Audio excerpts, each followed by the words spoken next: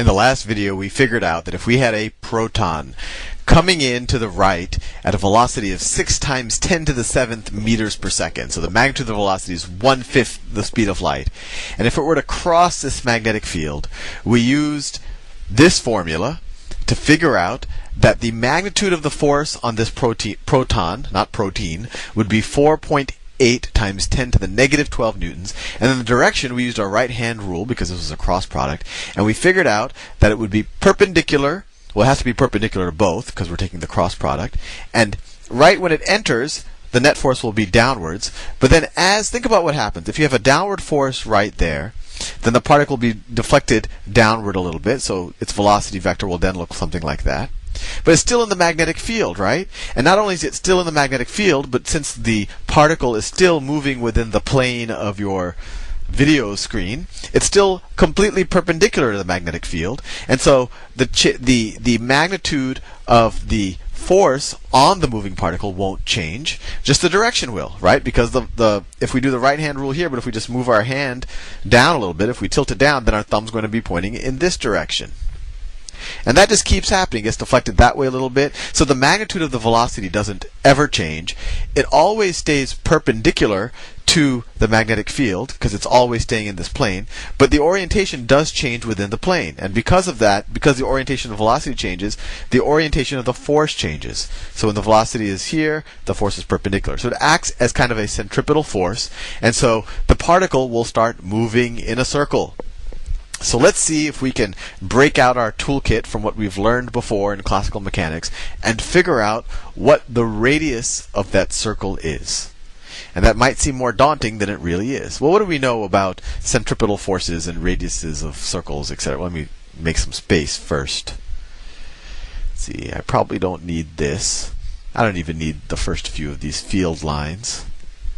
Let's see. Well, I'll leave everything else. I'll get rid of that field line. That should give us enough space. I'll try to write small but legibly. So what is the formula for centripetal force? And we prove it many, many videos ago, early in the physics playlist. Well, centripetal acceleration is the magnitude of the velocity vector squared over the radius of the circle. And since this is acceleration, if we want to know the centripetal force, it's just the mass times acceleration. So it's the mass of the particle or the object in question times the magnitude of its velocity squared divided by the radius of the circle. In this case, this is the radius of the circle. And that's what we're going to try to solve for. And what do we know about the centripetal force? What is causing the centripetal force? Well, it's the magnetic field. And we figured that out, right? This is going to be equal to this, which we figured out is going to be equal to, at least the magnitudes. The magnitude of this is equal to the magnitude of this, and that the magnitude is 4.8 times 10 to the minus 12th newtons.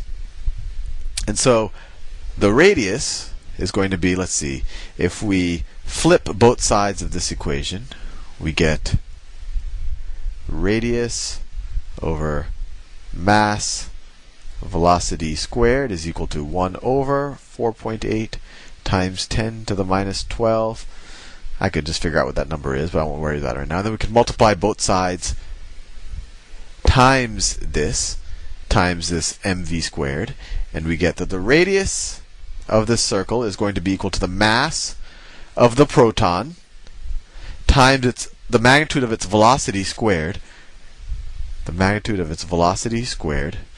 divided by the force from the magnetic field, the centripetal force, 4.8 times 10 to the minus 12 newtons. And the radius should be in meters since everything is kind of in the standard SI units. And let's see if we can figure this out. Get our calculator. And this is where that constant function is useful again, because what is the mass of a proton? Well, that's something that I personally don't have memorized. But if we go into the built-in constants on the TI-85, let's see, more. Mass of a proton. This is mass of an electron. Let me scoot it over a little bit. This is mass of an electron. This is mass of a proton. So mass of a proton, that's what we care about, times the magnitude of the velocity squared. What was the velocity? It was 6 times 10 to the 7th meters per second. So times 6 times 10 to the 7th meters per second squared, right? Because I have to take them, and then all of that divided by the magnitude of the centripetal force, which is the force that's being generated by the magnetic field. That's 4.8 times 10 to the negative 12. So divided by 4.8 e minus 12. And let's see. Hopefully we don't get something funky.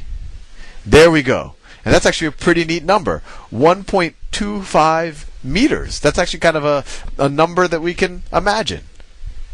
So if you have a proton going through going in this direction at 1/5 the speed of light through what did I say it was? It was a 0.5 Tesla magnetic field where the vectors are pointing out of the video. We have just shown that this proton will go in a circle of radius 1.25 meters. Which is neat because it's a number that I can actually visualize.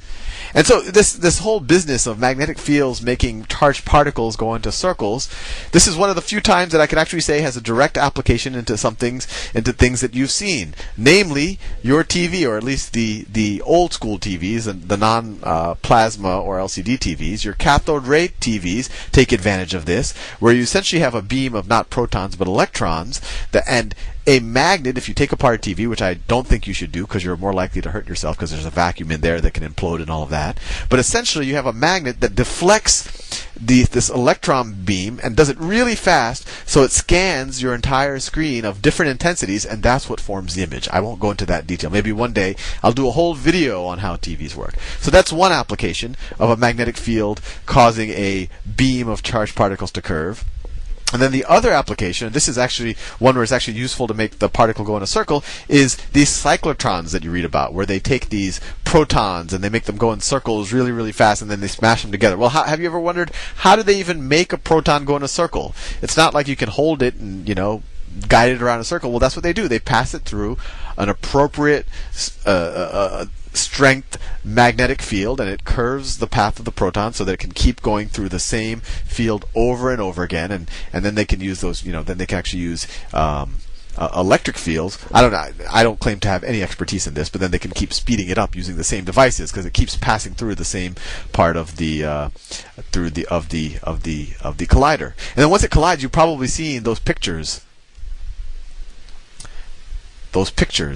Right? You spend billions of dollars on super colliders and you end up with these pictures, and somehow these physicists are able to take these pictures and say, oh, this is some new particle because of the way it moved. Well, actually, what they're actually talking about is, these are moving at relativistic speeds, and since they're at relativistic speeds, as they move at different velocities, their masses change and all of that. But the basic idea is what we just learned. They move in circles. They move in circles because they're going through a magnetic field, but their radiuses are different because their charges and their velocities are going to be different. And actually, some will move to the left, some will move to the right, and that might be because they're positive or negative, or and then the radius will be dependent on their masses. Anyway, I don't want to confuse you, but I just want to show you that we actually are touching on some physics that a physicist would actually care about. Now, with that said, what would have happened? What would have happened if this wasn't a proton, but if this was an electron moving at this velocity at 6 times 10 to the 7th meters per second through a 0.5 Tesla magnetic field popping out of this video? What would have happened? Well, this formula would have still been the same. The magnitude of the force is the charge, but it wouldn't be the charge of the proton. It would be the charge of an electron times 6 times 10 to the 7th meters per second times 0.5 Teslas. So what's the difference between the charge of a proton and the charge of an electron? Well, the charge of an electron is negative. So if this was an electron, then the net force would actually end up being a negative number. So what does that mean? Well, when we use the right-hand rule with the proton example, we said that at least when the proton is moving in this direction, that the net force would be downwards, right? But now, all of a sudden, if we reverse the charge, if we say we have a negative charge, it's the same magnitude, but it's negative because it's an electron, what happens? The force is now in this direction, using the right-hand rule, but it is negative. So really, it's going to be a positive force of the same magnitude in this direction. So if we have a proton, it'll go in a circle in this direction. It'll go like this. But if we have an electron, it'll go in a circle of the other direction. And now let me ask you a question. Is that circle going to be a tighter circle or a wider circle? Well, the mass of an electron is a lot smaller than the mass of a proton, and we had the radius is equal to the mass times the velocity squared divided by the centripetal force. So if this mass is smaller, the radius is going to be smaller. So the electron's path would move up, and it would be a smaller radius. Actually, proportional to the difference. The differences in the radiuses is the difference in their masses, actually. But that would be the path of the electron. Anyway, I thought you would be interested in that as well. I have run out of time. I will see you in the next video.